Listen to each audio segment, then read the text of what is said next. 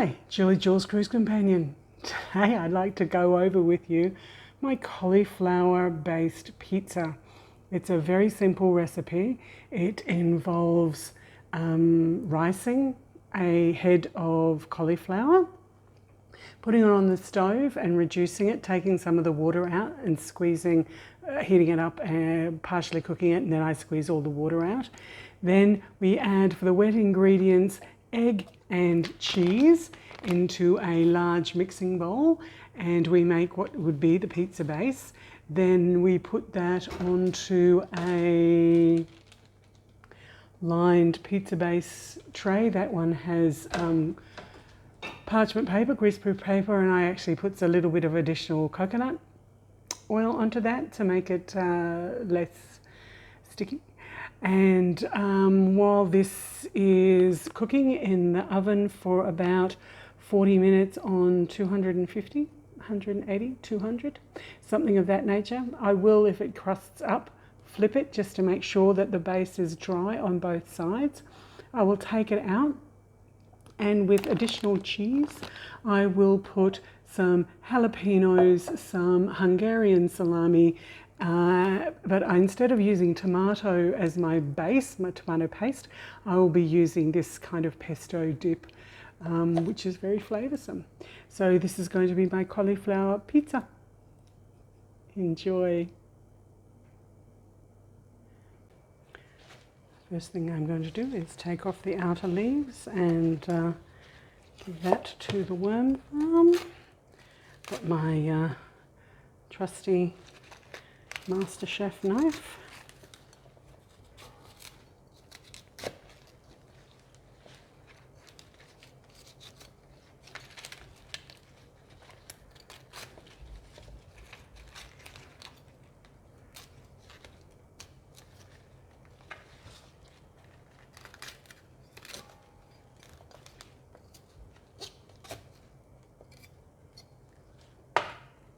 Pretty small head of cauliflower. So we cut the florets, the cauliflower florets, separating them.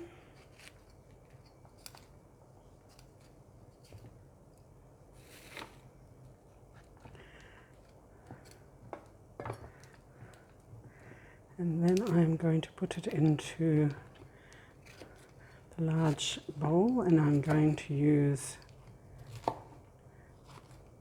a wand to try and rice this cauliflower.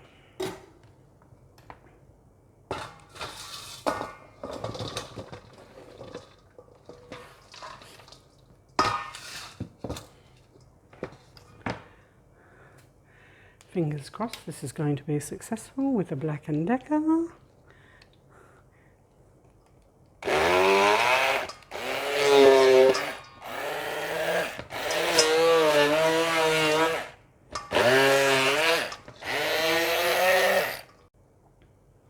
So the initial attempt at using the straight Black & Decker wand didn't work, so I'm going to give this one a try. It's a multi-pronged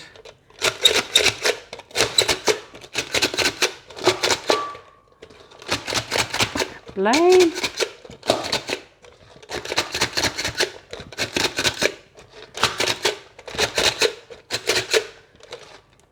At least break it down a little. The initial idea of using the Black & Decker wand to try and rice the cauliflower didn't work, so I have used the multi-knife stabber thing, and now I'm going to put it into this blender, this Russell Hobbs blender, and see if that works.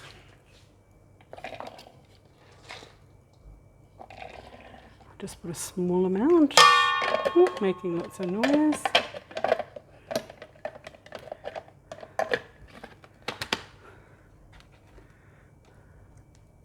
Switch it on, or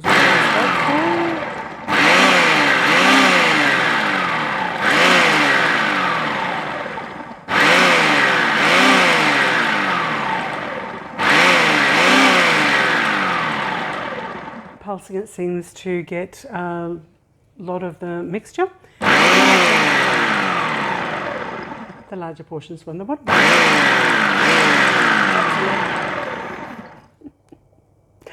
That's a lot more successful. So now I will transfer this in batches over into the pan just to cook it off. Somehow, maybe.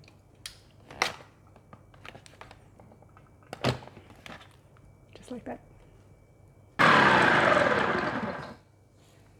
Blending that successfully in 3 little batches, I'll transfer them all over onto the pan and start the cooking process.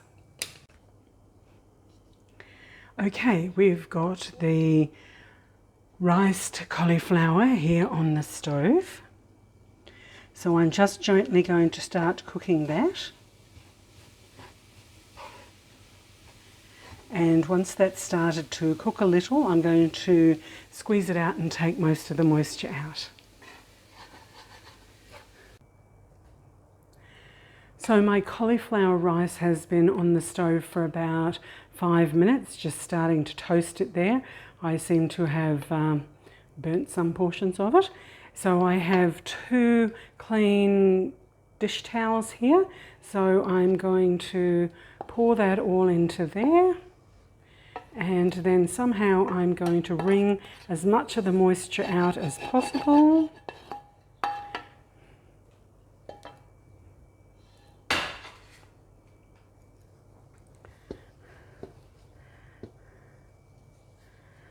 I'm going to wring out as much of the moisture as possible. Maybe I'll just need one. Let's give it a go.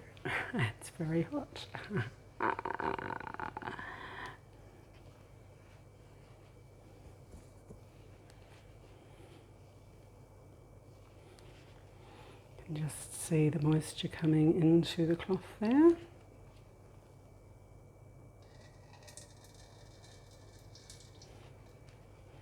Okay, I'll continue wringing this out as much as I can.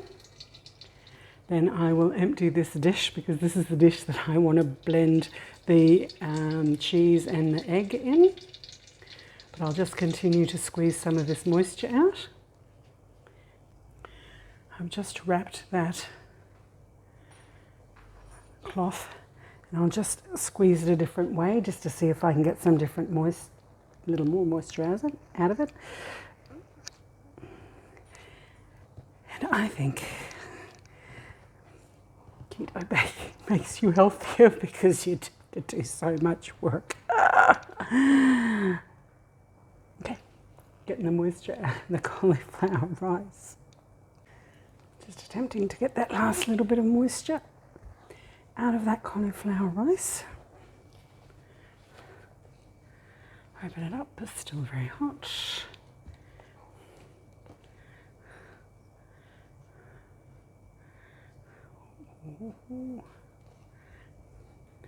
There we go. Tipping it into our mixing bowl.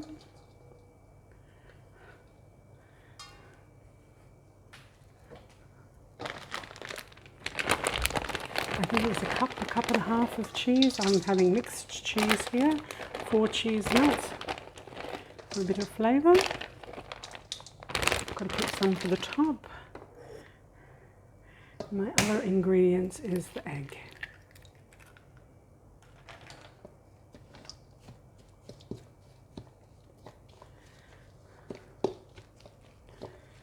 Just mixing that together so that it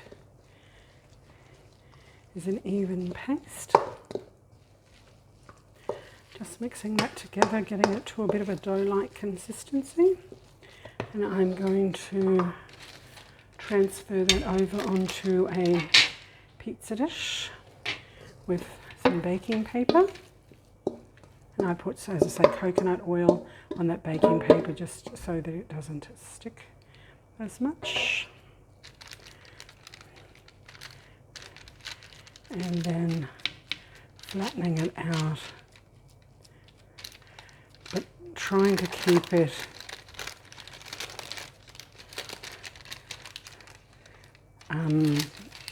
get it as thin as possible, but keep it in a kind of roundish pizza shape.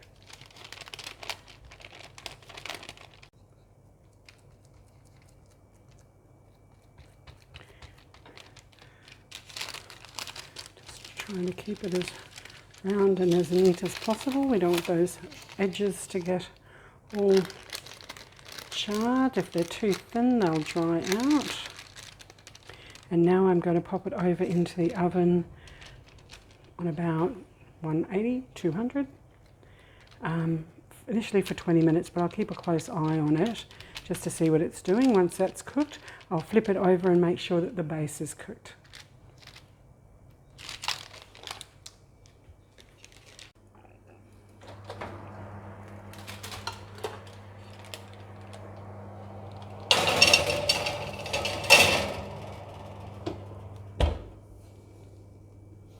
Okay, we'll keep a close eye on that one. Okay, let's see how the pizza base is going now. Let's have a quick peek.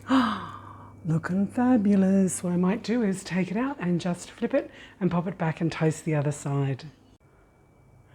Okay, looking pretty spectacular. I'm not sure how I'm going to do this, but I'm going to attempt to put some additional parchment paper on. Put another tray on. Sizen it up, it's not working. Grab 2 cloths.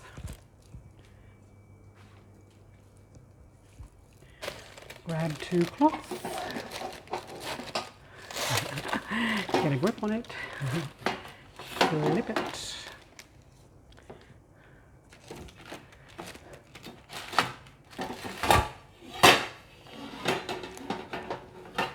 Smells good. Ooh, it's a bit soggy in the middle. Take it off. Oh, yeah, just a little bit soggy in the middle. So hopefully that will crisp up when I put it over on back onto the other pizza tray. Put it over onto the other pizza tray and put it back into the oven for probably another 10 minutes or so. Smelling pretty fantastic here. So this is my riced cauliflower, cheese and egg, and I've baked it on both sides in the oven at about 180, 200 for about 10 minutes a piece. And now I'm going to put my base sauce on. You can use anything, but I'm just choosing to use this pesto one because it's about to go out of date. And it smells great too, coconut. Just spreading that around pretty evenly. Normally, of course, you'd be using tomato paste if it was a genuine pizza, but I'm just using the leftovers in my fridge, eating them down before I go to Jordan in a couple of weeks. There we go, and I do like a bit of spice.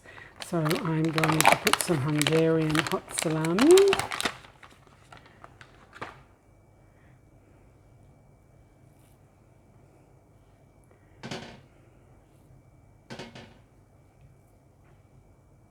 It's 80 grams, so it was probably about 500 grams of the, there we go, of the cauliflower, a cup or so of the cheese.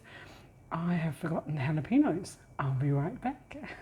Right back with the jalapeños. Sorry about that. Spread them liberally. I do like a bit of spice.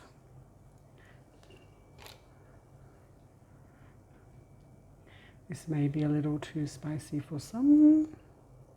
Sorry, I'm just tipping it to the side just to get some of the moisture away from the jalapeños, and then I am going to top it with the cheese that I had in the base.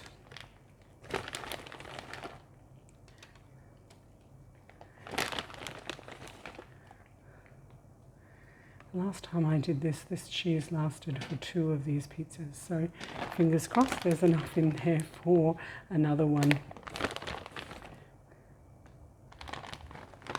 Fabulous. Now I'm going to put it back into the oven for 10 minutes on about 180, 200.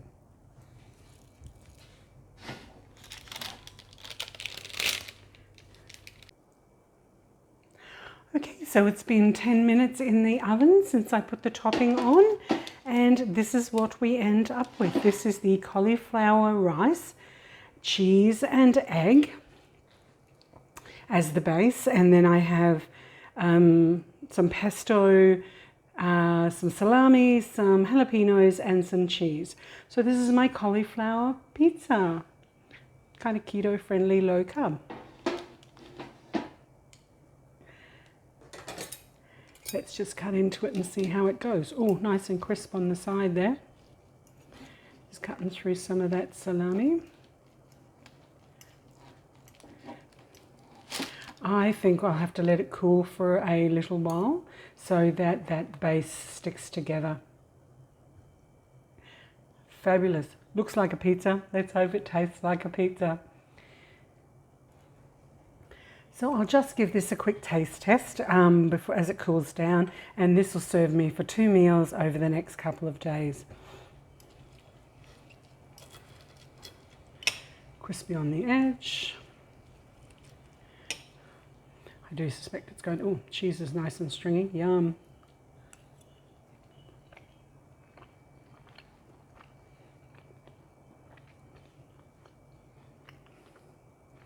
Full of flavour. That's fantastic. And spice.